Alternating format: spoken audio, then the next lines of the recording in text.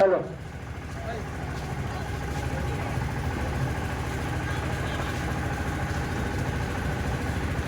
नमस्कार। आज आपण मान मझे आपण प्रिय नेता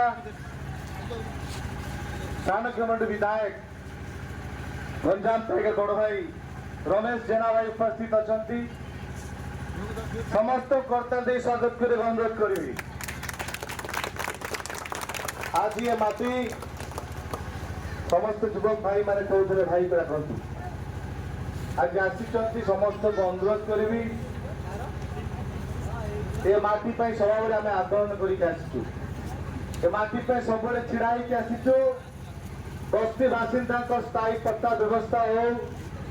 कि युवक मान को निजुक्ति हो कि जिते बड़े क्या अन्याय आम छिड़ा आसीचु आज समय आपण मान फल देवाई मुझर अंचल जो पिला